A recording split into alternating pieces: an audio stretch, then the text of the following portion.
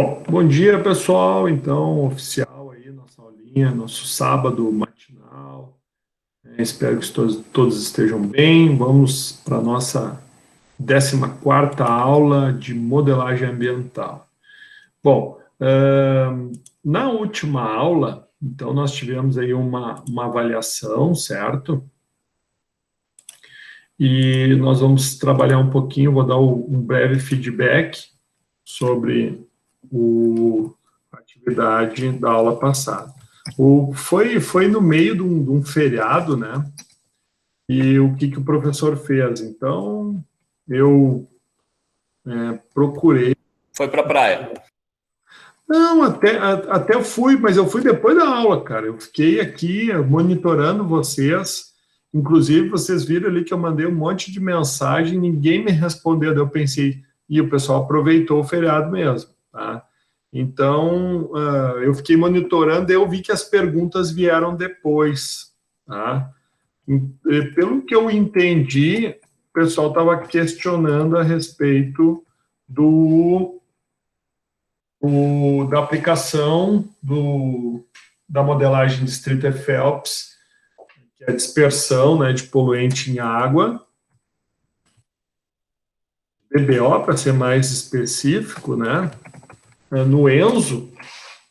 Eu vi que o pessoal ficou um pouquinho, né, questionando ali, mas eu acredito que depois eu dei algumas respostas, eu vi que o pessoal ficou tranquilo, e pelo que eu vi, todos postaram, né? Então, não tivemos nenhum problema.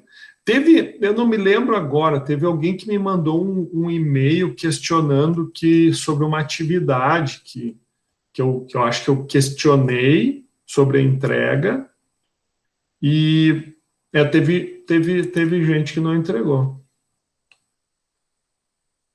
A Rochelle, tu estava com uma atividade não finalizada, tu conseguiu finalizar, Rochelle? Rochelle está aí? Rochelle não está, né? Bom, eu finalizei para ela aqui, daí todo mundo entregou, né? Porque a plataforma, quando fica incompleta a avaliação, a atividade, ela permite que o professor finalize para o aluno, e foi isso que eu acabei de fazer, tá?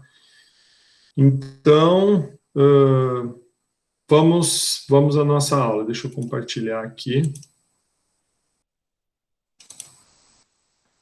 Opa, olha aí, chegou a Rochelle. Oi, Rochelle, tudo bem? Bom dia, Rochelle. Rochelle, vou aproveitar uma perguntinha.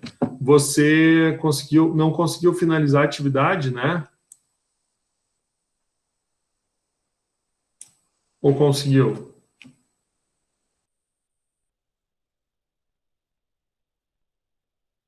Bom, quando puder responder aí, tá? Se precisar conversar com o professor também, fica à vontade, tá? Pessoal, vocês sabem que a qualquer momento vocês podem pedir para o professor, professor, precisamos conversar particular contigo. Então, a gente pode conversar tanto pelo aula, através do chat, quanto por meio de um bate-papo. Eu posso abrir uma sala específica e a gente pode aí, com certeza, estar esclarecendo, tirando dúvidas e se apoiando aí, ok?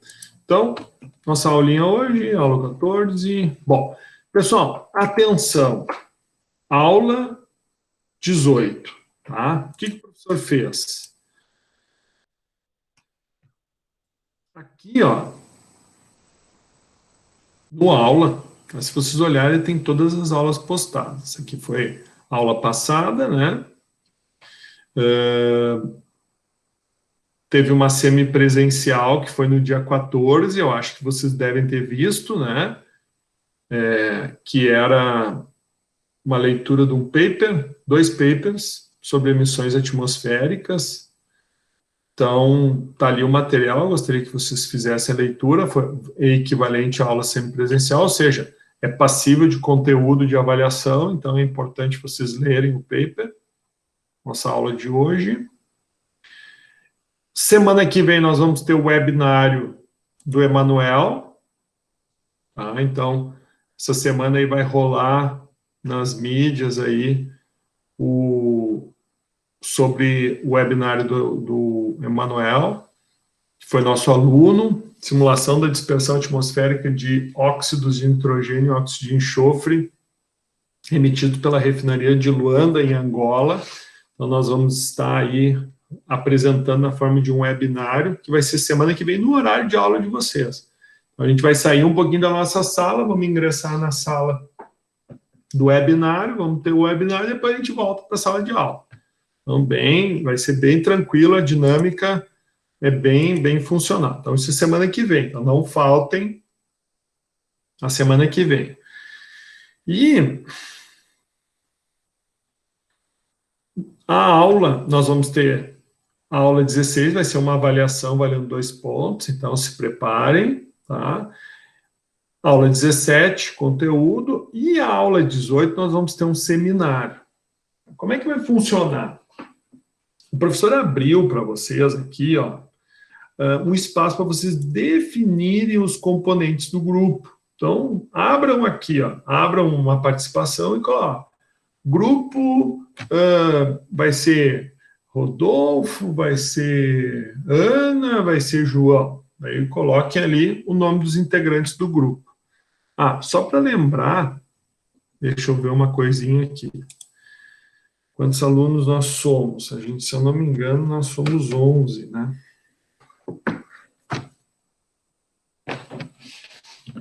Nós somos 11 alunos. Então, vamos fazer grupos, deixa eu ver, 4 grupos. Vamos fazer 4 grupos. Então, vai dar um grupo de 2 e 3 grupos de 3. Certo? Então, deixa eu só colocar essa orientação aqui, ó. Editar. Então, aqui, ó. Apresentar o nome dos componentes do grupo. Máximo 3 pessoas por grupo. Isso quer dizer o quê? Que vão ter 3 grupos com 3 e um com 2. Pelo número de alunos. Nós somos 11 alunos, né? Então, o que vocês vão fazer? Vocês vão definir os grupos nessa sala de interação. Vocês vão acrescentar o nomezinho de vocês aqui, dos componentes do grupo. Depois que vocês fizerem isso, o professor vai dizer para vocês no próprio chat: você é o grupo 1, você é o grupo 2, você é o grupo 3, você é o grupo 4. E daí, conforme a definição do grupo, vocês vão ter o paper associado ao grupo. Ok? Bom, então, estes papers vão ser orientadores para vocês fazerem a apresentação, tá? Então, um do grupo vai postar a apresentação, certo? Vai postar aqui na plataforma. Certo? Aqui as orientações, a postagem da atividade, apresentação pelo aula. Atenção, todos do grupo devem estar com a webcam ligada e o áudio também, tá? E dentro do seminário, vocês também vão ter que enviar questões, tá? Ó, do grupo posta 3 questões objetivas padrão ENAD com o gabarito. Então, essa atividade vale meio ponto. E a outra atividade, que é a apresentação, mais o vale 1 ponto, tá? Bom, a distribuição da pontuação, como vai ser, está tudo orientado aqui, ó. Postar a apresentação, que são um total de 20 slides, vale 0,1, a apresentação vale 0,9 e as 3 questões vale 0,5. Então, o total disso vai dar 1,5 ponto, tá? Aqui, ó, definição dos componentes, aqui a orientação de como é que vocês vão fazer, tá? Então, aqui segue como vocês devem fazer. Então, tem desde da divisão dos pontos, a data que vai ser, os requisitos da apresentação, né? Apresentação dos componentes do grupo, tema, breve resumo sobre o trabalho, objetivo, né? Sempre puxando para o lado da modelagem. É uma modelagem que envolve balanço de massa, balanço de energia, momento, considerações sobre o processo, equacionamento, se houver, se não houver, justificar, consistência do modelo, software utilizado, resultados, né, voltados a balanço de massa, né? Aqui, resultado, é um resultado que se aproxima da realidade, modelou, teve um teste experimental, como é que foi, né? Resultados, se envolveu balanço de massa, quais foram eles, energia, momento, quais, e conclusões do autor com relação ao trabalho de vocês, e aqui as conclusões do grupo, da turma. Qual foi? Da turma não, do grupo, né? Quais as conclusões de vocês com relação ao trabalho avaliado? Faltou alguma coisa? Foi adequado? Contribuiu de alguma forma para o conhecimento de vocês? Ó, não deve ser superior ou inferior ao número proposto de slide. Então, são 20 slides, mais o slide 0, que é o slide de apresentação dos componentes do grupo. Então, vocês têm 20, tem que ter 20.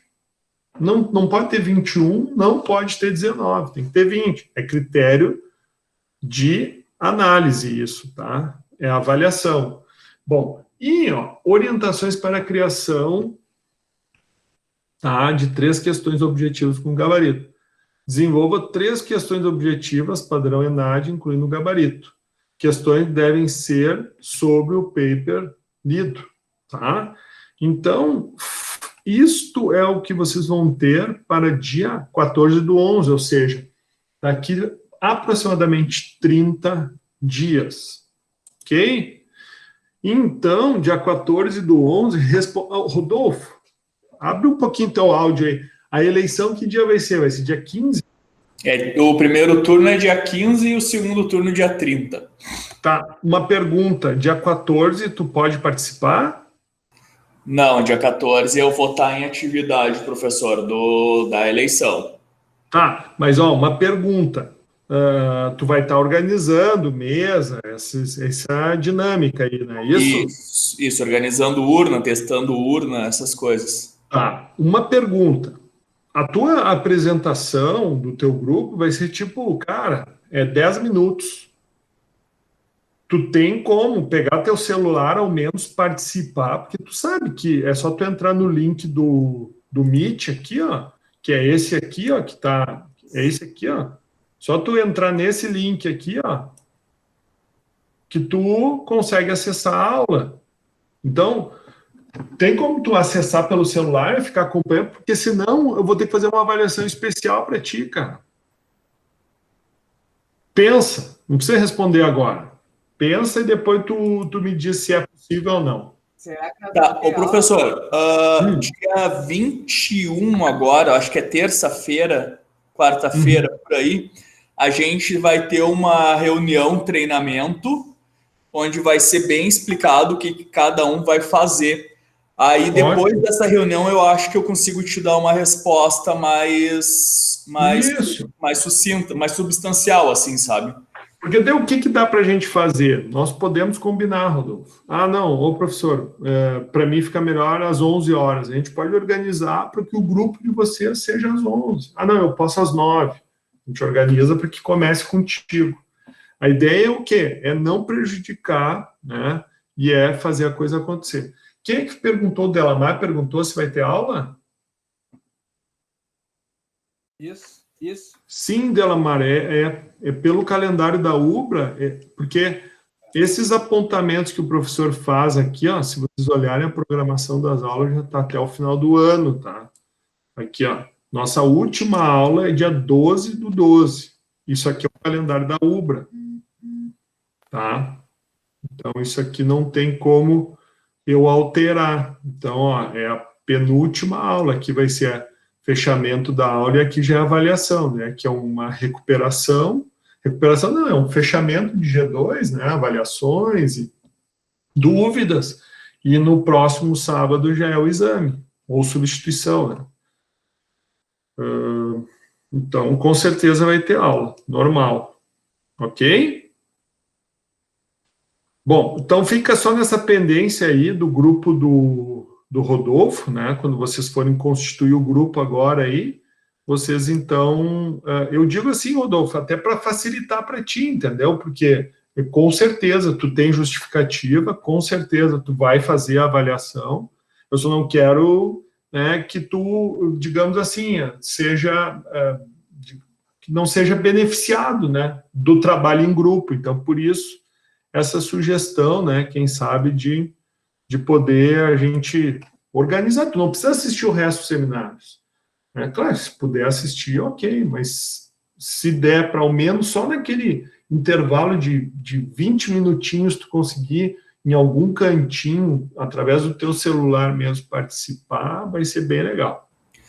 Por experiência dos anos anteriores, eu acho que mais para o final da manhã é mais provável que eu já esteja praticamente até liberado, né? Ótimo, ótimo. Vamos ver depois da reunião, eu mando um e-mail para o senhor, então. Ótimo, daí tu conversa até com, eu não sei, tu é chefe de seção? Não, eu sou coordenador de prédio. Coordenador de prédio, a tua organização é um envolvimento terrível, né? A sala, né? Tu organiza toda a dinâmica, né? Eu organizo o prédio em si, né? Divido as sessões, aquela coisa. E em virtude do Covid, certo, vai ter uns preparativos extra, né? Pois é, isso que a gente está ansioso também para saber como é que vai ser, que não nos foi passado nada ainda.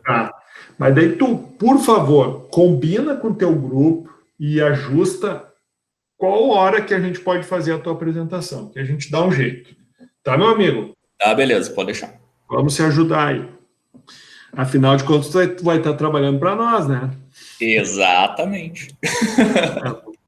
Vamos lá, então.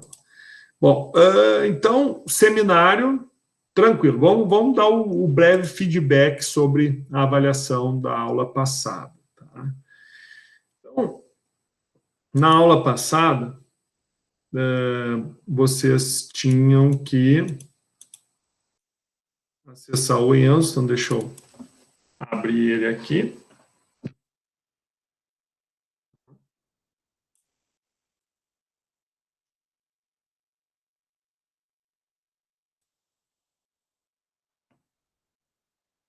Foi a aula 13, foi a aula 12, né? Eu botei errado aqui. Feedback aula 12.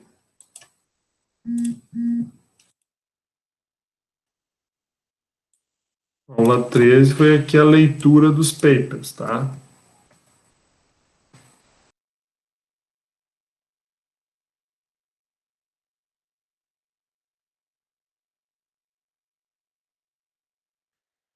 Então, na aula 12,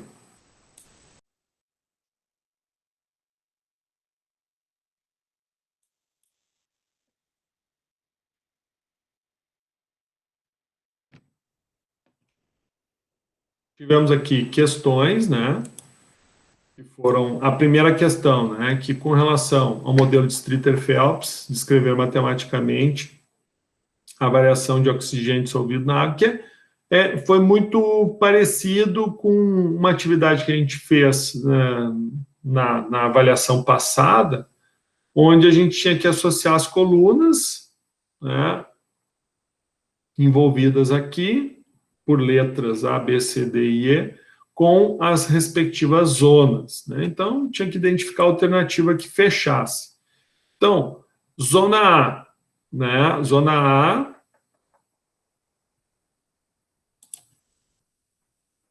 nós temos aqui, em geral, é a região de água limpa, com elevada concentração de oxigênio dissolvido e vida aquática superior. Isso se já não existir poluição anterior. Zona B, que é a zona de lançamento, né? Então, é o 3. localiza-se a jusante do ponto de lançamento poluente biodegradável, sendo caracterizado por uma diminuição inicial na concentração de oxigênio dissolvido, sedimentação de parte do material sólido e aspecto indesejável. Nessa região ainda existem peixes que afluem ao local em busca de alimentos, quantidade elevada de bactérias e fungos, mas poucas algas. Então, esse aqui é o ponto B. Ponto C. Então, ponto C é a zona em torno da qual a concentração de oxigênio dissolvido atinge o valor mínimo, podendo, inclusive, tornar-se igual a zero em alguns casos. Nessa terão a quantidade de bactérias e fungos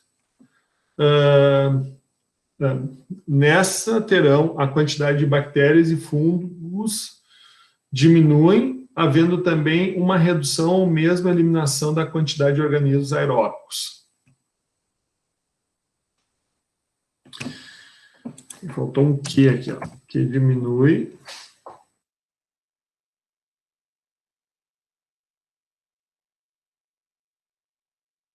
Certo? Aqui. D. Nessa zona ocorre um aumento na concentração de oxigênio dissolvido, pois os mecanismos de reaeração acabam. Lembram qual é a constante de reaeração? Então, K2, né? Então, aqui o K2, que é aquele processo de reaeração, acabam predominando sobre os mecanismos de desoxigenação. A concentração de oxigênio pode voltar a atingir a concentração de saturação, que é aquela que, conforme a temperatura da água, se atinge.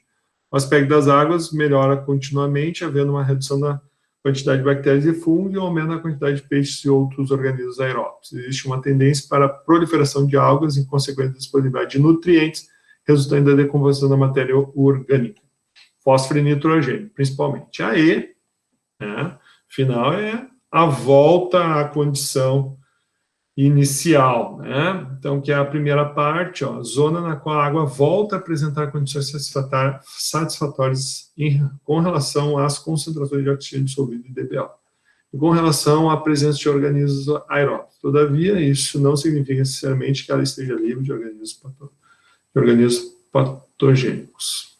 Ok? Bom, a questão 2, o modelo de dispersão de poluente meio aquoso descrito por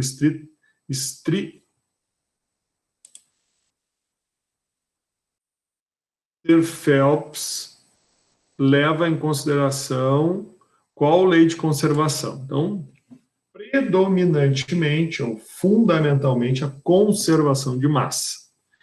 Bom, aqui daí também, mais uma vez, né, questionando e fazendo com que vocês testem as habilidades matemáticas, né, tendo como base a equação da continuidade para um volume de controle desprezível, e supondo que ocorra a mistura completa do poluente na seção transversal, onde ocorre o despejo do poluente, determina a concentração do poluente em partes por bilhão a jusante, na condição de que a vazão do rio é 1.000 metros cúbicos por segundo. A vazão do efluente, 90 metros cúbicos por segundo, e concentração de poluente nitrogênio, 1 grama por litro. Apresente a memória de cálculo. Então, equação da continuidade, certo? Essa, então, é a equação da continuidade. Então, o que nós temos de informações? A vazão do rio, né? A concentração do rio, que como não é apresentada em 1, é 0. A vazão do efluente, aqui já estava definido certinho em metros cúbicos por segundo, aqui também, né? A concentração do poluente.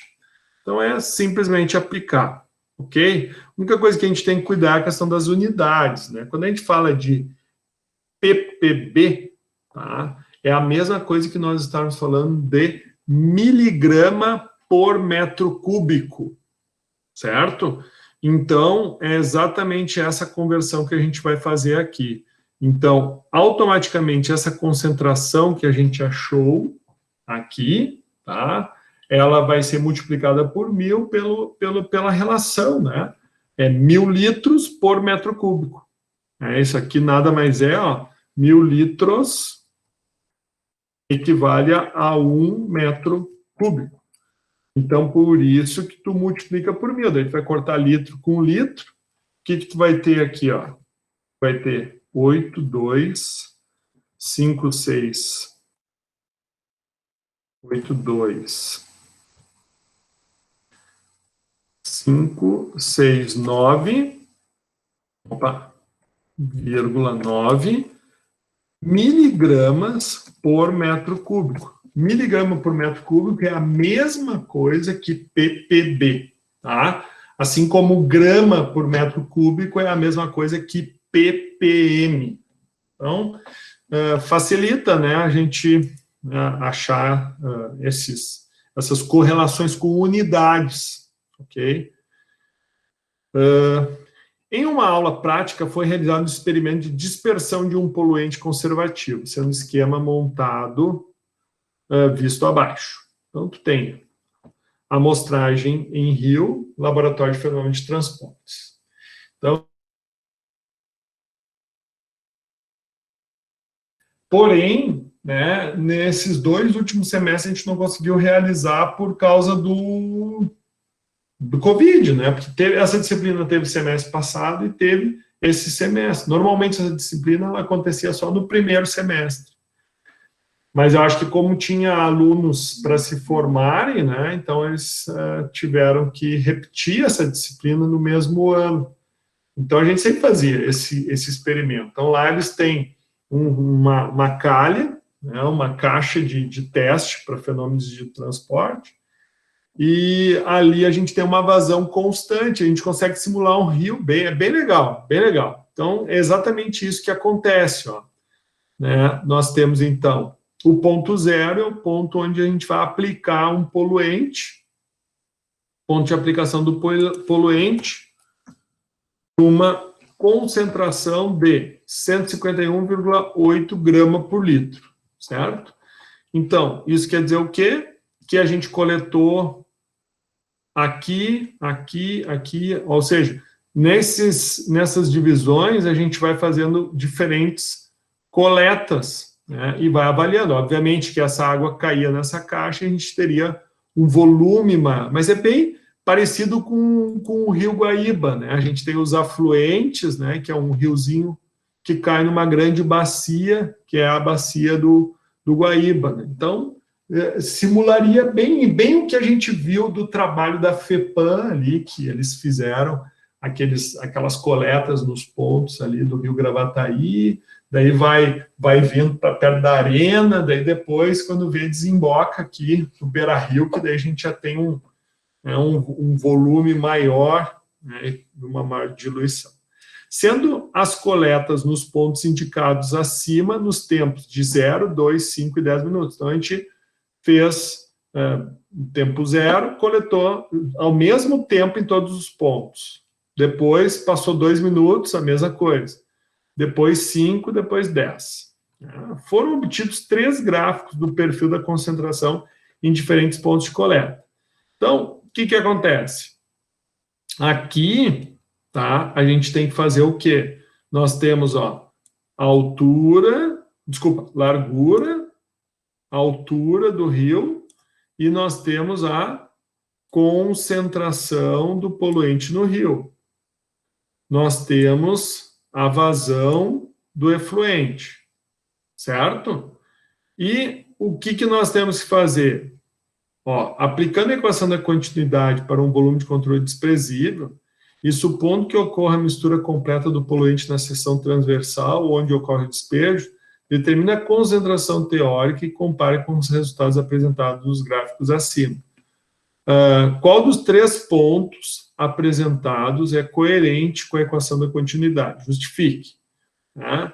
Então, o que tu teria que fazer? Tu teria que aplicar a equação da continuidade. Né? Tu tinha a velocidade, tu tinha a vazão do rio, né? Tu tinha a velocidade, tu tinha a área, né? E tu tinha a concentração. Então, aplicando a equação da continuidade, nós teríamos uma projeção de 0,26 grama por litro. tá? Isso quer dizer o quê? Que a gente teria que usar o ponto 2, onde a concentração do poluente será semelhante à lei da conservação. Então, fazendo... Prof, Oi? nessa questão aí eu te mandei uma dúvida lá na sala de interação, porque eu não estava entendendo o que, que a gente tinha que dados a gente tinha que usar e se a gente tinha que usar o Excel ou o Enzo. E tu me respondeu que sugeria que era para usar o Enzo, só que eu acho que tu confundiu talvez eu não entendi a tua pergunta. Onde é que tá? Deixa eu ver a sala de... acho que foi lá em cima que tu mandou, né? Não, foi na mesma linha que tu colocou na aula 12. Foi na mesma ali? Deixa eu ver aqui.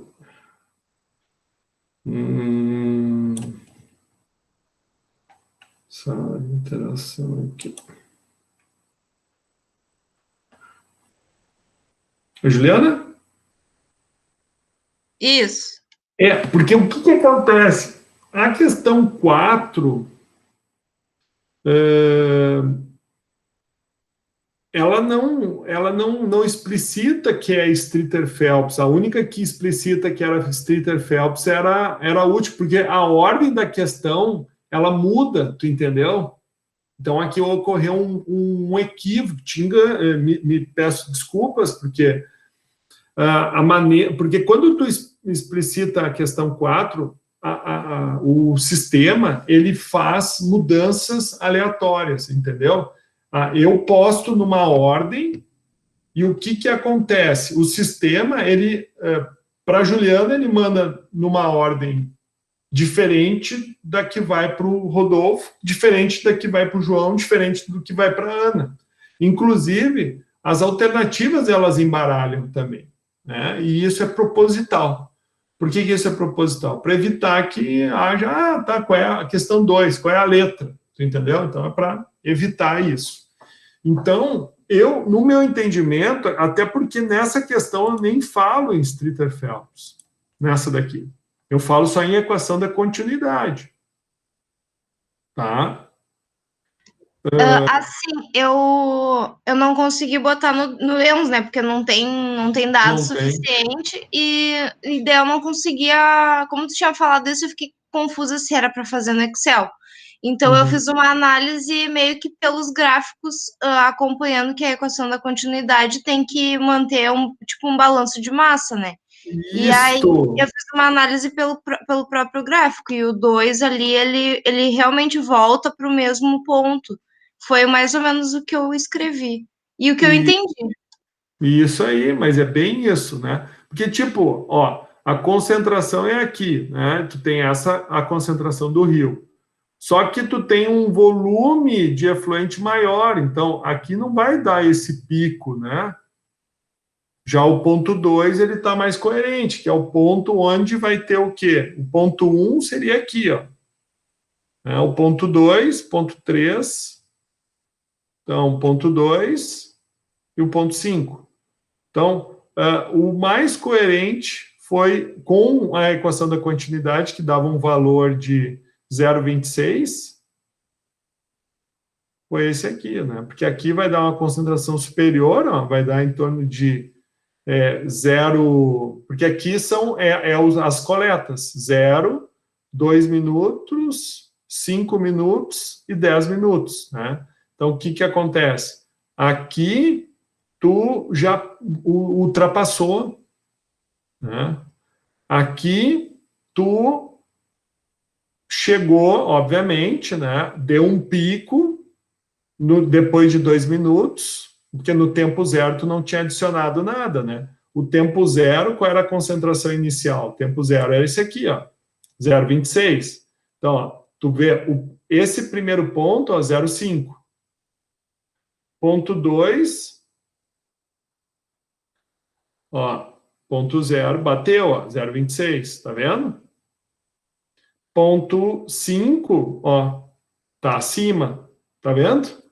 Então, só pela análise do ponto 0, tu já conseguiria responder, né? Porque o ponto 0, né, é onde faz a adição, só que no tempo 0 tu não tem adição de nada. O tempo 0 em todos os gráficos, o tempo zero aqui, ó, teria que ser absolutamente esse valor do tempo da concentração do rio. Então, aqui a questão ela já se baseia nesse ponto aí, nessa linha. Então, isso é uma coisa. E daí, obviamente, depois, aplicando a continuidade, a gente vai ver que no primeiro 2 segundos, no primeiro 2 minutos, né? Aqui 2 minutos, tu tá fazendo a adição do produto, daí o que vai acontecer? Realmente vai dar um pico. Mas, à medida que esse efluente ele o tempo vai passando, ele vai sendo diluído pela vazão, pelo volume do corpo da caixa receptora.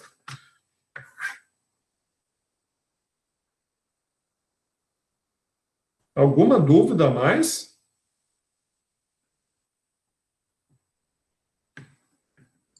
Por enquanto, não, senhor. Tá.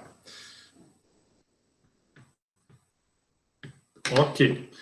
Então, e a questão 5 utilize o software de modelagem e considere as seguintes constantes, né? Então, isso aqui era o que a gente tinha, que quando vocês fizeram a modelagem, que eu pedi para vocês fazerem, vocês, de alguma forma, devem ter usado os valores que eu tinha apresentado em algum momento.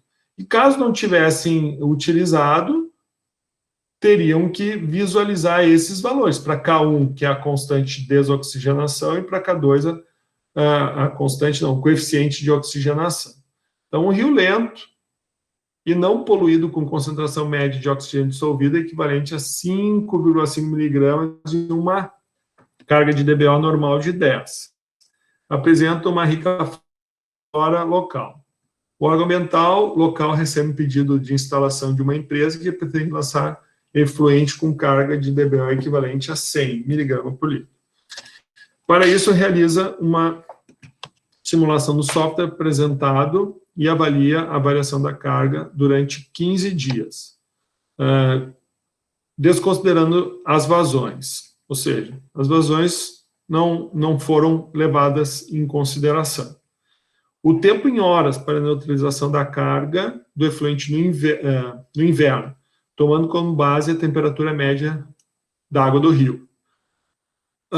O tempo em horas para a neutralização da carga do efluente no verão, tomando como base a temperatura média do rio a 25. Pessoal, qual é a diferença aqui? 16 para 25 graus. Basicamente, o que acontece quando a gente tem uma água mais fria?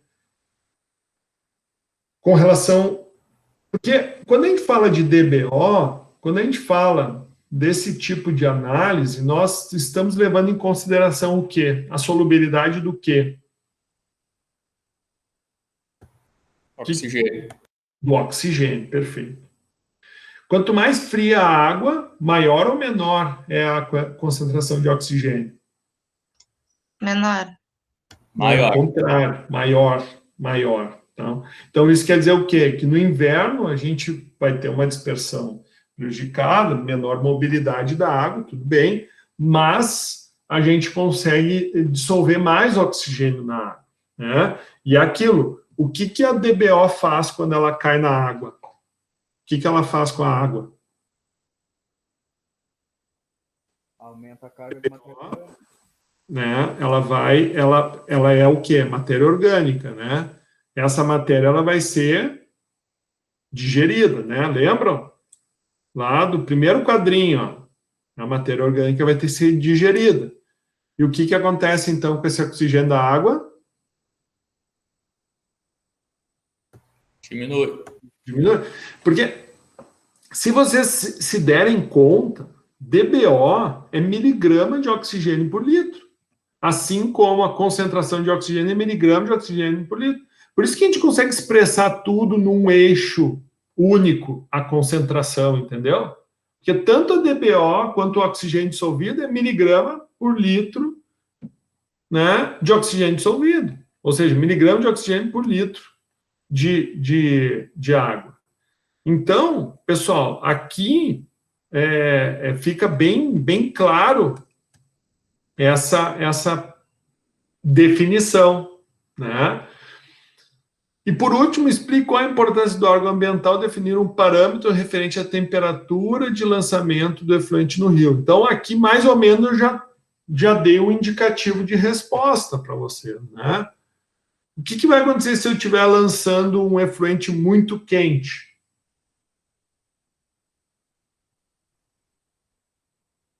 O que ele vai provocar no rio?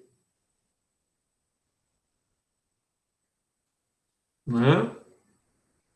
Termodinâmica isso. Né? Se eu lançar um corpo quente num corpo a 16 graus, o que vai acontecer com esse corpo a 16 graus? Esquentar. Isso, e quando aumenta a temperatura do rio, o que acontece com o oxigênio dele? Diminui. Então, além de tu ter o efeito da carga orgânica, tu também vai ter o efeito dinâmico. Ficou claro isso? Então, é por isso que parâmetro, não sei se vocês já tiveram acesso ou em algum momento já pegaram uma licença de operação. Se a gente pegar na aula que eu apresentei da celulose rio-grandense lá, vocês olharem parâmetro de temperatura faz parte, certo? Parâmetro de temperatura faz parte.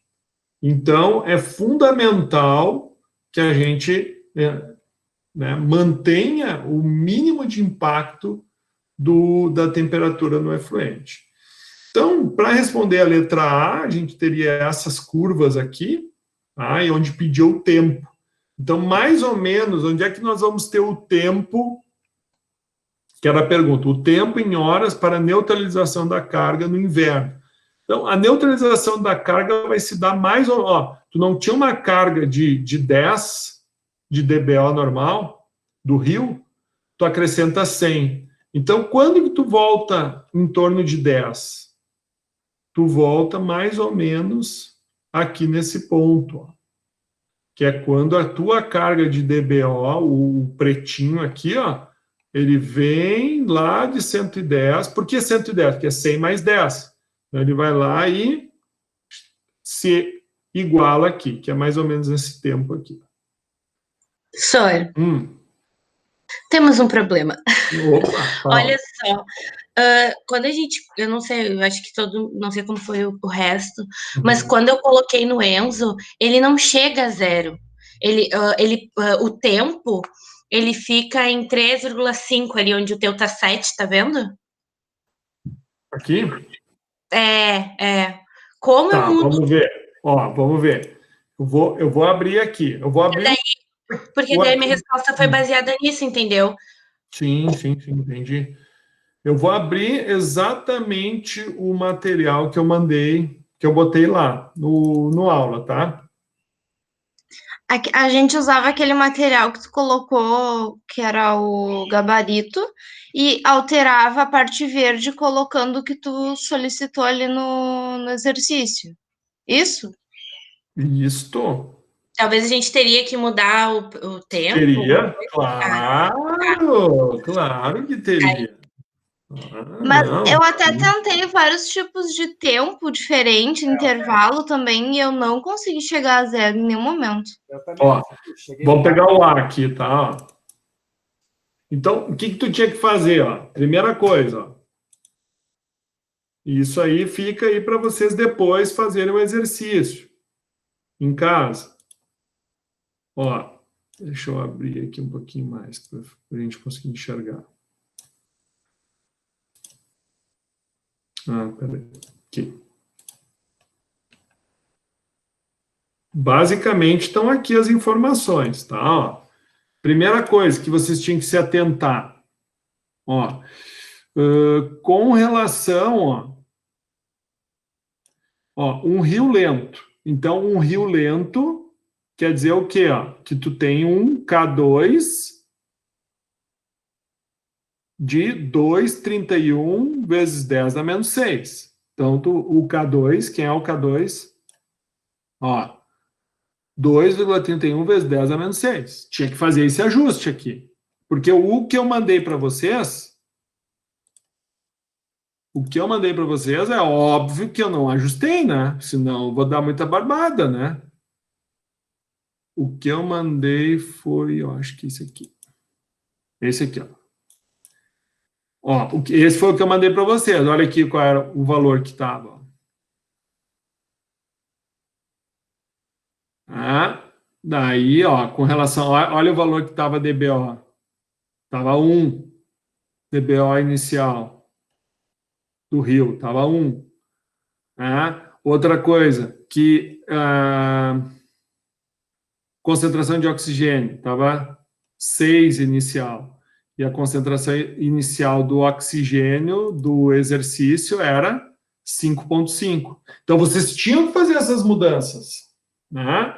Outra coisa, o tempo, outra coisa, o tempo, que nem a colega falou. Qual era o tempo? Ó? O período de análise, qual foi? 15 dias. Então, 15 dias são quantos segundos? Ó, esse aqui... aqui até estava certo o tempo. Ó. Que daí vai dar 15 dias vezes 24 horas, vezes 60 minutos, vezes 60 segundos. Aqui estava certo. O tempo estava ok. Né? Esse arquivo ali não foi enviado, não era aquele tempo, não. O que tu enviou não era aquele. Era outro tempo. Tu tinha que ajustar, entendeu? Tu tinha que ajustar. Tudo bem, pode botar um tempo maior. Podemos colocar aqui, ó, 15 mil. 1,5 milhão, desculpa.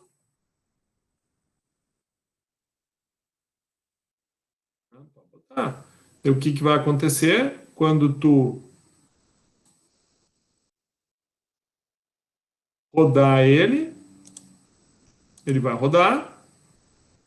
Botei um tempo maior, ele vai rodar. Só que a gente tinha que ajustar para o intervalo ao qual a gente queria. Então, a questão A, aqui, né, também rodava, e daí o que tu teria que fazer? No resultado aqui, tu teria que jogar aqui, da mesma forma que o professor fez, jogar a concentração, né, de oxigênio, de reoxigenação do rio, a desoxigenação, a diferença, né, do consumo de oxigênio que vai se dar no rio, né, e aqui vai ser, então, o pico que nós temos, o W, que a gente define como déficit de oxigênio, ou seja, o déficit ele vai ser, então, maior logo no início, que é quando ocorre uma grande carga, daí falta oxigenação no rio, de fato, falta, né? Não chega a zerar, mas tem uma grande queda para depois haver a recuperação e a manutenção da concentração de rio, a concentração de oxigênio ideal. Então, dentro dessas curvas aqui, vocês teriam que, então, mas é aquilo, tá, pessoal? E aí que tá, que eu queria checar se vocês, de fato, estão entendendo isso aqui. Né? Vocês tinham que mexer aqui, ó, nos parâmetros. Por quê? Porque os parâmetros que vocês tinham que aplicar eram estes parâmetros expressos aqui, ó, que era a concentração de oxigênio do rio, a DBO inicial do rio, a DBO do efluente. Então, isso quer dizer o quê? A DBO inicial, então, é essa, mais essa, ou seja, vai dar 110, né? E tu tinha que rodar. Um exercício tu rodava. O primeiro tu rodava com a temperatura do rio aqui, ó, 16 graus. Ó, 16 graus. E o exercício B,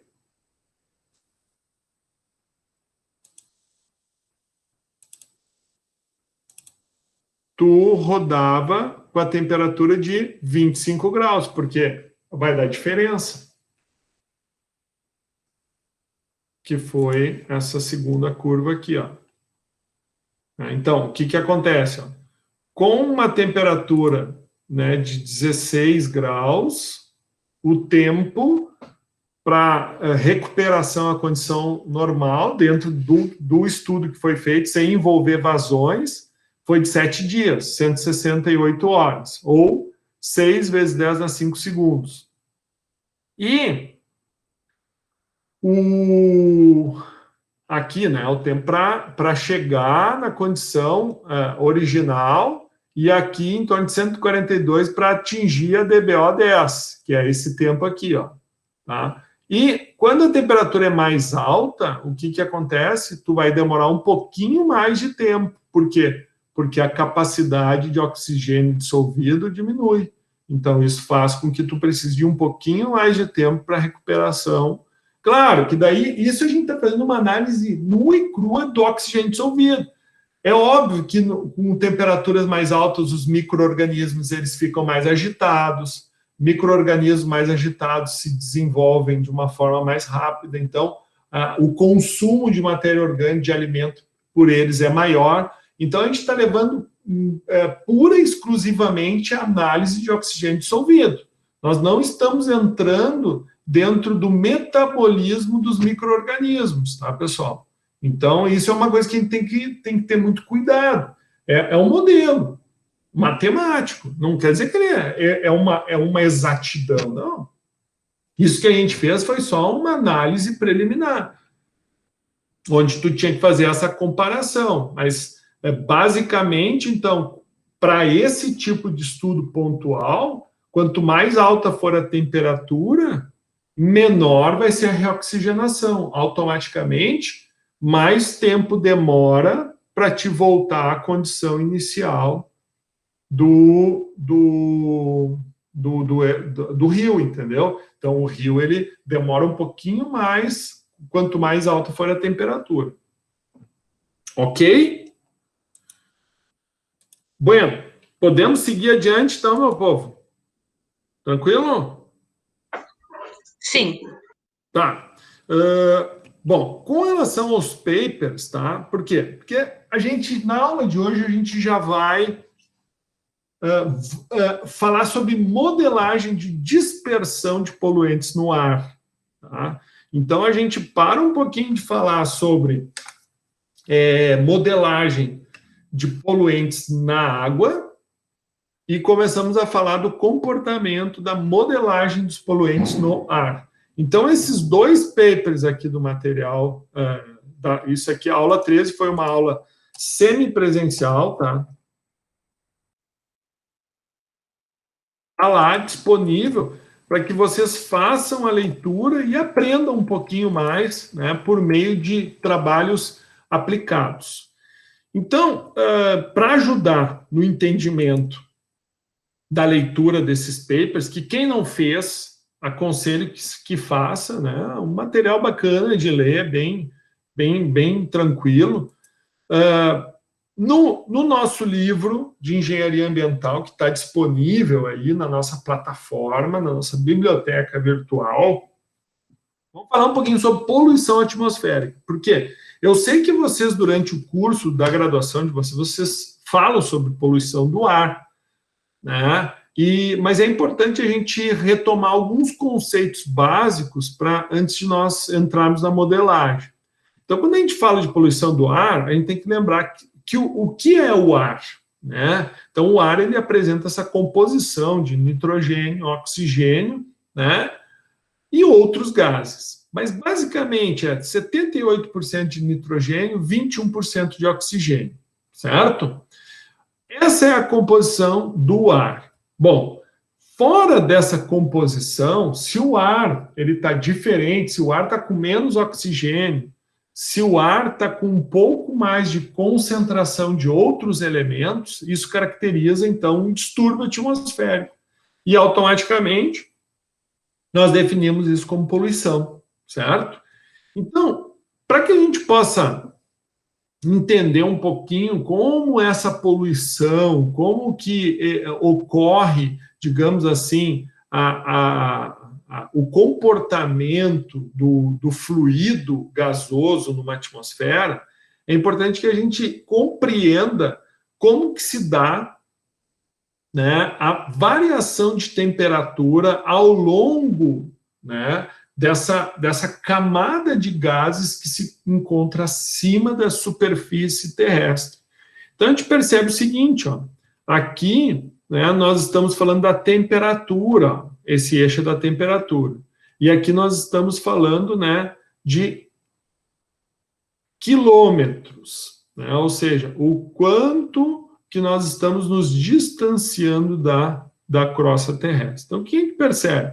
Quanto mais alto a gente vai, menor vai sendo essa temperatura. Porém, a gente tem uma inversão térmica acima de 40 quilômetros e depois uma nova inversão e uma nova, né? Nós estamos falando aí de alturas acima de 100 quilômetros da atmosfera. Porém, a região que a gente, né, normalmente habita é a região da troposfera. Então, a maior parte dos gases de poluição, eles vão ser dispersos nessa até 10 quilômetros sobre a superfície do ar, certo? Bom, então, dentro, né, dessa compreensão do que é a atmosfera e de que existe uma variação de temperatura na principal camada que nós ocupamos como seres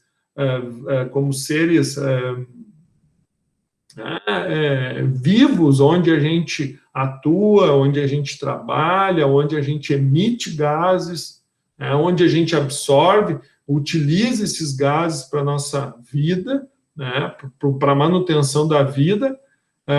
Isso é o que a gente tem que, então, entender. Então, quanto mais sobe, vai esfriar, e se esfriar, o que vai acontecer? Bom, agora vamos entender isso aí.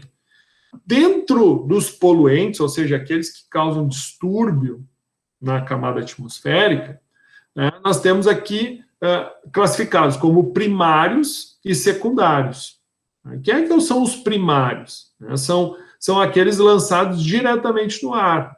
Então, um carro, né, por exemplo, ele vai lançar diretamente no ar, né, o monóxido de carbono, o dióxido de carbono. Né? Quando que ele vai lançar o monóxido de carbono? Quando o carro estiver mal regulado. Então, ele vai estar emitindo o monóxido de carbono. Por que todos os carros, a partir de 2010, não, acho que foi a partir de 2010, se eu não me engano, todos eles saem com catalisador. Né? O que é o catalisador? O catalisador, então, garante que tu não vá estar emitindo monóxido de carbono para a atmosfera. Então, tu tem um sistema catalítico ali que, né, favorece essa, digamos assim, essa conversão para dióxido de carbono. Assim como os óxidos de nitrogênio também o são. O que ocorre com relação ao dióxido de enxofre? Cada vez menos enxofre nós estamos tendo nos combustíveis, né? Então, a gente tem uma tendência, existe um compromisso global, principalmente pelas refinarias, dessa redução gradual do enxofre na composição. Então, para isso, tem processos dentro da refinaria que fazem isso, mas sempre um pouquinho vem. Então, esse dióxido de enxofre, né, que vai na atmosfera se converter a trióxido de enxofre, né, ou seja, o dióxido, então, ele vai ser um poluente primário, porque foi, assim foi lançado da fonte, mas quando ele entra em contato com o ar, a atmosfera, ele logo se transforma em trióxido de enxofre. Então, o trióxido e, consequentemente, a reação de hidratação desse trióxido de enxofre para formar o ácido sulfúrico, consequentemente a chuva ácida, esses sim, né, vão ser então os poluentes classificados como secundários, porque eles, de um componente primário, eles reagiram na troposfera, ou seja, interagiram com a troposfera, com os componentes da troposfera, para então estar gerando um outro poluente.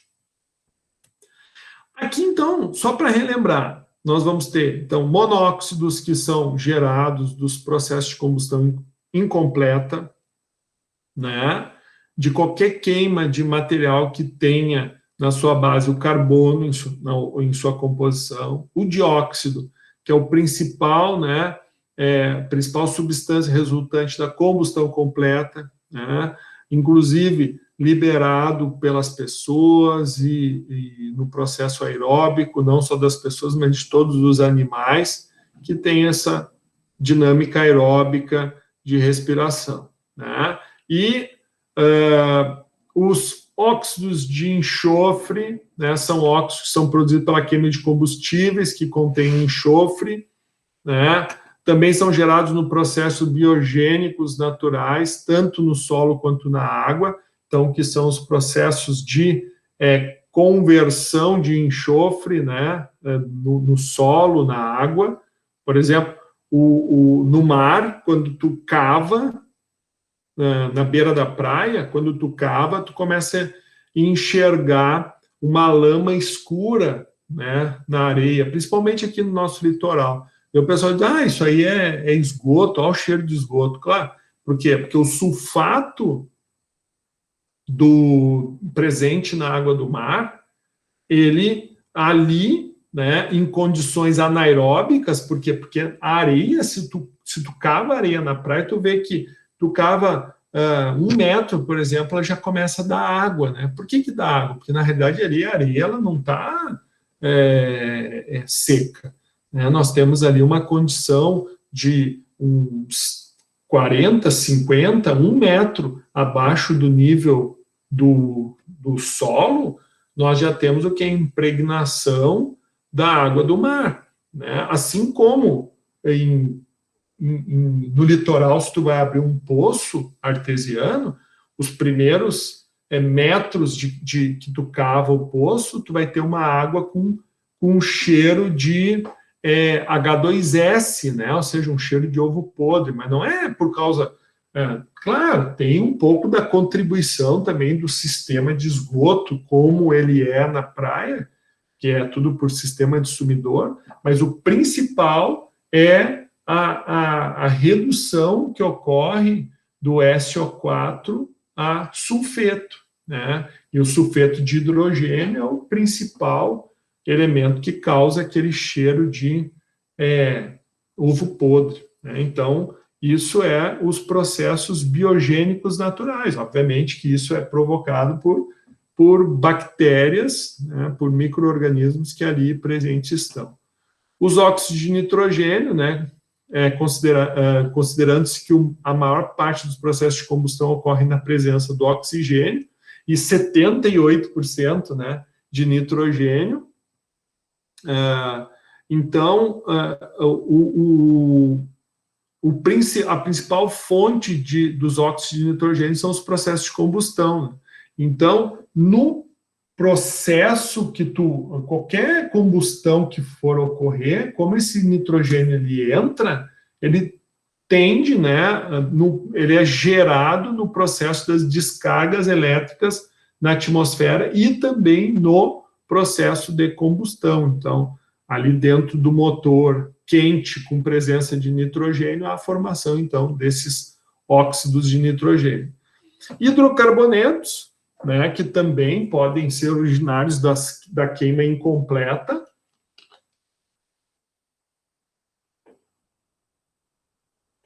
Ou pela evaporação dos próprios combustíveis.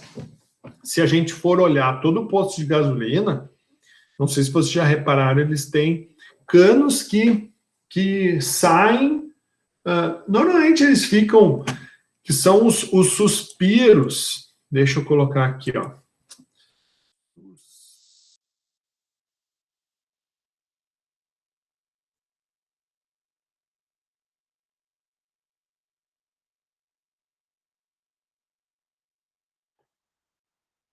Aqui, ó. Só para vocês terem uma noção, aqui são, normalmente, tu enxerga eles dessa forma, aqui, que são uns tubos, ó, que tu enxerga nos postos de gasolina, né? Eles ficam em diferentes localizações. Aqui, não dá para ver direito.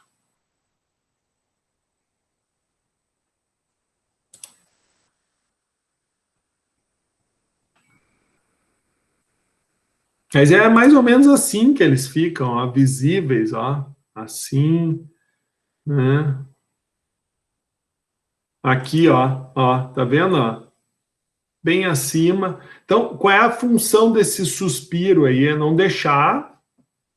Claro que além do tanque ele ser enterrado, ele também tem uma certa taxa de evaporação, ele vai criando pressão, aquece.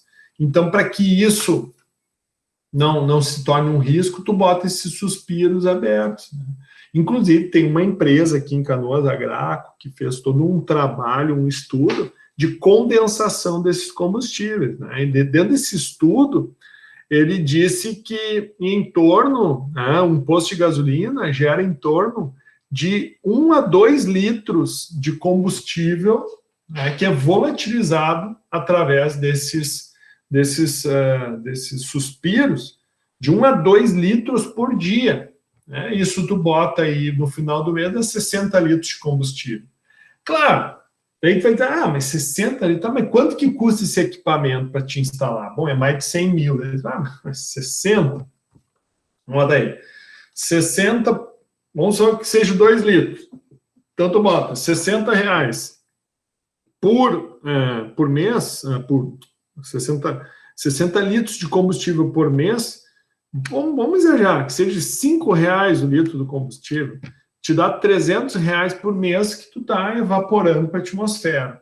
Isso por ano vai te dar R$3.600, né? E quanto que custa a instalação do sistema?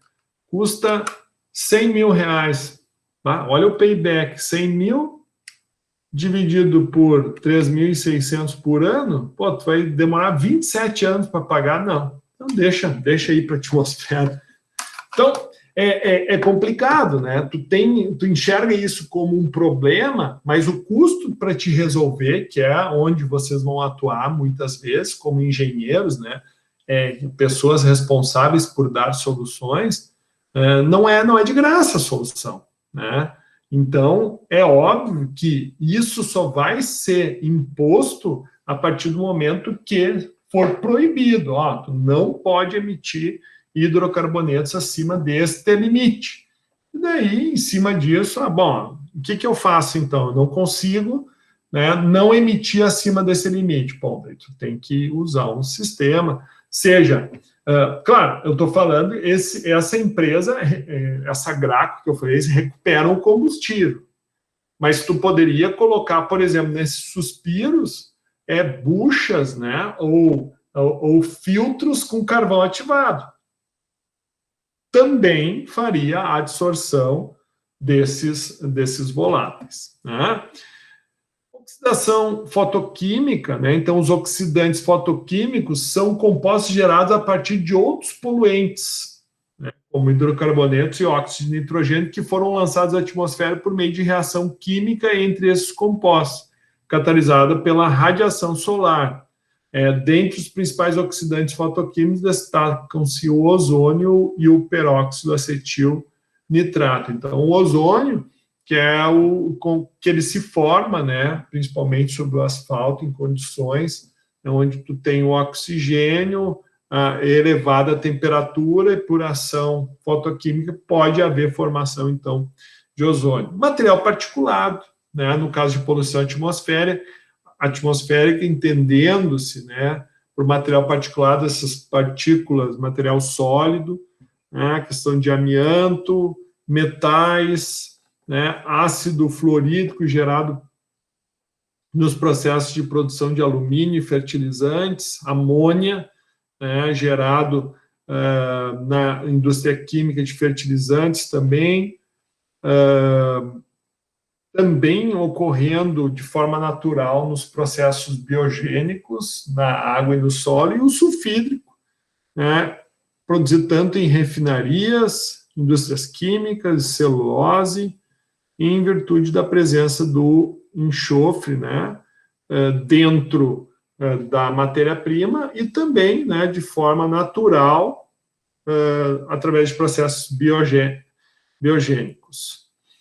Pesticidas, herbicidas, substâncias radioativas, o calor é uma forma de poluição atmosférica, por energia que ocorre principalmente por causa de emissões de gases a alta temperatura para o meio ambiente, gases esses que são liberados em sua maioria nos processos de combustão, o som, né? Bom, então, entendido sobre os principais poluentes, sobre um pouco do comportamento da atmosfera, qual a influência meteorológica sobre, né, a dispersão, então, desses poluentes? Porque aquilo, não tem como a gente não gerar essas cargas de combustão, não tem como a gente não gerar, né, emissões em empresas. Bom, uma vez isso acontecendo, o que as condições meteorológicas podem, então, promover, né? Então, o gradiente de temperatura adiabático seco serve como uma fronteira entre o ar estável e o ar instável. Então, aqui é uma curva de equilíbrio onde não há troca de calor adiabático. Então, a gente percebe que tu pode ter, né, uma condição de queda de temperatura maior, né, à medida que a gente tem um aumento, um aumento da altitude, né, assim como menores, né, ou maiores, nós vamos ter, então, condições que a gente chama instáveis, né? Então, quando a gente tiver uma subida com uma forte queda de temperatura, nós vamos ter uma condição muito instável dessa atmosfera, isso vai fazer o que? Vai causar grande turbilhonamento. Uma condição estável quer dizer que a tua fumaça ou que a tua emissão vai ficar, de uma certa forma, estabilizada, sem muita oscilação, ou seja, sem muita dispersão. E aqui a gente pode ter uma inversão térmica, que é quando, ao invés em vez de subir, ele vai descer, né? Esse gás, ou vice-versa. Então, dentro dessa análise aqui que nós fizemos anteriormente, é isso aqui que nós estamos observando. Então, isso aqui dentro de uma normalidade é isso que ocorre. Porém, dependendo da temperatura ao qual a nossa emissão está saindo, ela pode ter comportamentos de forma distinta. Lembrando, então, que o que é quente tende a subir e o que é frio tende a descer. Então, isso aqui é bem nítido, né? Tu tá num trem Zurb lotado, né, e tu sente um cheiro de H2S. Bom, por que tu vai sentir o cheiro? Ele poderia ser mais denso e ficar nos pés. Não, é porque ele sai a 38 graus e ele tende a subir. A não ser que seja um dia muito frio e haja uma inversão térmica. Porque daí do escapamento, ao invés de ele continuar subindo, ele logo esfria e ele tende, então, a descer, né? Então, uma coisa que é interessante com relação à inversão térmica é as variações, né, que nós vamos ter, né, tanto causada pela radiação, por subsistência ou por combinação dos dois casos, tá? Então, com relação à radiação, que é o perfil da temperatura, que nem essa época, principalmente primavera e outono, nós temos manhãs e anoiteceres frios, mas perto do meio-dia nós temos um pico de temperatura. Então, isso faz com que o comportamento da emissão mude, né? O comportamento... Porque aqui a gente tem que pensar o seguinte, pessoal, a gente está avaliando o perfil da temperatura da atmosfera, ou seja, as condições meteorológicas. E nós estamos tentando entender o que vai acontecer a nível de um poluente sensado nessa atmosfera, seja um escapamento de carro, ou seja uma chaminé de empresa, ou seja, um complexo industrial, onde esse complexo como um todo ele vai estar emitindo gases. E como é que isso vai acontecer quando a atmosfera pega? Tu entendeu? É nessa dinâmica. Bom, por subsistência, o perfil da temperatura antes, né? E o que ocorre? Perfil da temperatura após a subsistência. Subsistência é no sentido de diferentes pontos de análise onde a gente vai perceber a existência ou não, né, de, por exemplo, asfalto, vegetação, o que isso vai acontecer a nível de, por exemplo, por que o centro da cidade, onde tu tem maior concentração de piso, menor concentração vegetal, ele normalmente vai ser mais quente, em virtude de tu não estar tendo absorção de calor, ou seja, nada ali faz com que o calor, de uma certa forma, seja dissipado. Então, automaticamente, aquela região ela fica mais quente, então a gente tem um perfil de temperatura diferente numa área dessa do que se fosse numa área com vegetais. E isso, né, associando os dois sistemas, nós vamos ter, então, diferentes comportamentos, né, na variação de temperatura. Bom, com relação, então, ao processo de dispersão, tá? Então, suponhamos que um meio atmosférico esteja sendo poluído por uma chaminé. Essa fonte está lançando poluentes continuamente, e eles irão se dispersar no ar, resultando na formação de uma pluma. O mesmo fenômeno ocorre no rio, quando se descarregam poluentes. Estudar o comportamento da pluma significa estudar como o meio atmosférico transporta e dispersa os poluentes nele lançados. A teoria de fenômenos de transporte, tratada pela mecânica dos fluidos, possibilita estudar esse fenômeno. A forma da pluma do poluente emitido por uma chaminé pode ser, então, classificada de acordo com o perfil de temperatura da atmosfera. Então, a figura 10.8, que a gente já vai ver, ilustra todas as possibilidades de desenvolvimento de plumas em função do gradiente térmico da atmosfera, desprezando-se os seguintes efeitos. Então, a gente não está levando em consideração diferença da densidade, velocidade da saída do poluente na chaminé e nem a sedimentação dos poluentes, que é diferente, pessoal. Então, tu fazer uma análise de dispersão de gás é uma coisa. Tu fazer uma análise de dispersão de particulado é outra. A forma como o comportamento vai se dar é distinta. Então, quando a gente fala de modelagem, nós temos que ter muita atenção a isso. Eu vou fazer um estudo de modelagem de partículas dispersas no ar ou digamos assim, emitidas no ar, e em virtude de ser partícula, vai ter uma densidade maior, então a tendência é cair. Agora, um gás depende, né, da densidade dele, obviamente, mas ele não vai se depositar, ele vai ficar suspenso, né, na forma de gás, ou vai estar passando por processos de transformação, se transformando em poluentes secundários. E se não houver a sua absorção de alguma forma, nós vamos tendo um efeito, né? A exemplo que nós temos do efeito estufa por excesso de concentração de CO2, ok? Ou outros gases, como o metano e assim por diante. Então, nós vamos ter aqui 6 tipos, basicamente, de comportamento de pluma na atmosfera.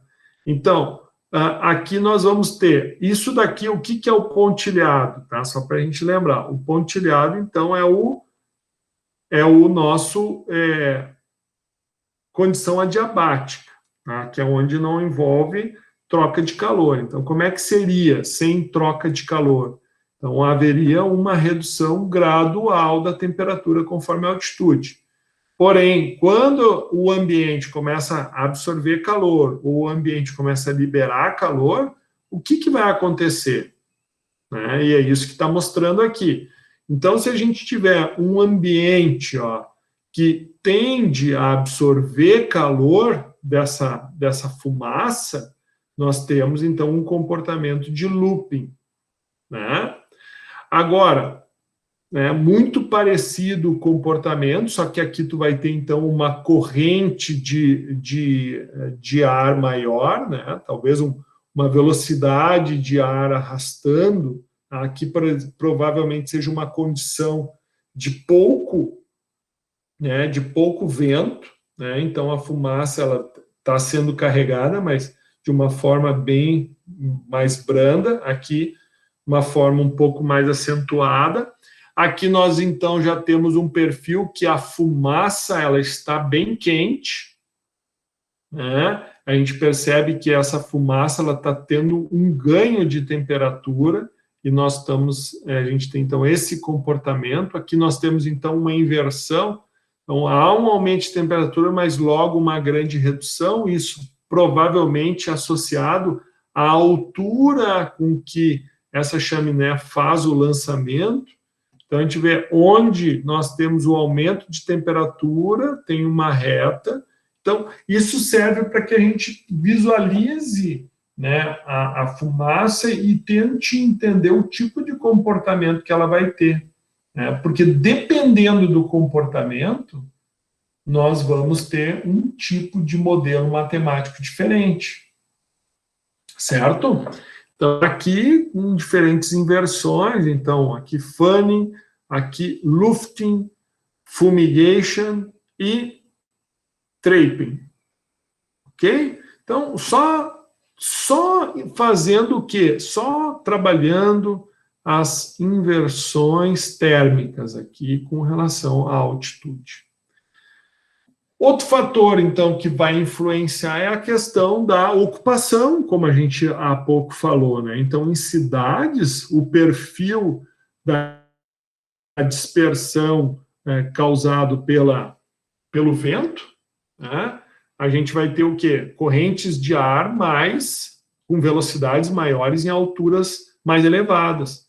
Já em subúrbios, que a gente tem menos prédio, esses gradientes de temperatura vão se dar em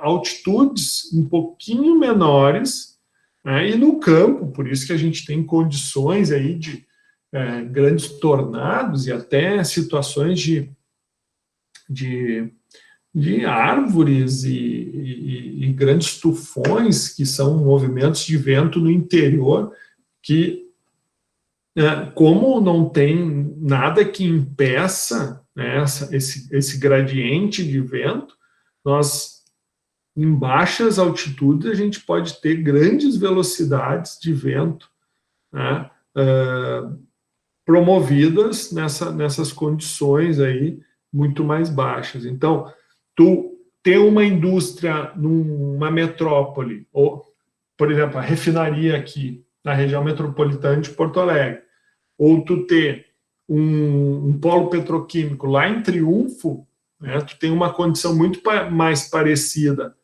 aqui em Triunfo e aqui da refinaria aqui na região metropolitana. Então, isso nos ajuda a entender o modelo que a gente vai propor, né? Eu vou apresentar agora para vocês, tá? Daqui a pouco a gente já vai fazer intervalo, mas aqui tem uma série de linhas. Vou falar um pouquinho sobre a questão do modelo, tá? Mas nada mais é do que nós, então, entendermos como vai se dar o comportamento dessa emissão na atmosfera. Então, claro, a gente vai ter um balanço de massa, mas principalmente momento, né? A energia também vai estar associada, principalmente quando a gente avaliar perfil térmico. E se a gente não avaliar o perfil térmico, não entra balanço de energia. Mas como não entrar balanço de energia se a variação da temperatura vai influenciar diretamente? Então, é aquilo. Em tese, assim como nós vimos em em dispersão de poluentes na água, a temperatura ela afeta, sim. Então, um balanço de energia é importante fazer. Mas isso vai depender do equacionamento que você vai trabalhar. Tá? Então, tu pode ter situações que tu queira avaliar só o balanço de massa, né? Mas, obviamente, tu vai ter que tecer algumas considerações, sempre com temperatura constante, ou considerando uma variação X a Y. Então, quando a gente modela, a gente tenta imitar o que acontece na natureza. E quanto mais próximo a gente estiver imitando, né, quanto mais próximo a gente estiver gerando equações que nos entreguem resultados, melhor vai ser o nosso modelo. Então, aqui tem alguns, né, exemplos que vocês podem depois acessar, são vídeos que mostram sobre diferentes modelos aplicados à dispersão de gases. Então, é bem bacana, tá? Eu aconselho que vocês visitem. Esse aqui é russo, mas tem um videozinho bem bacana que mostra a questão da chuva ácida e é bem legal, né? Aqui da agência da FAPESP, né, com relação também à simulação aqui no Brasil. Alguns modelos de impactos ambientais também interessante. Então, tem uns videozinhos bacanas, claro, que se tu te interessares, esses softwares aí, eles são pagos, né? E esse aqui que a gente trabalhou bem lá no início, né, do nosso curso, quando a gente falou um pouco sobre modelos. Então, aqui a gente também tem esse vídeo aqui. Ok, pessoal? Vamos fazer um intervalinho, daí depois a gente vai ver alguns cases apresentados aí em anos anteriores. Ok? Podemos? Ok. Ó, retornamos às 11, então.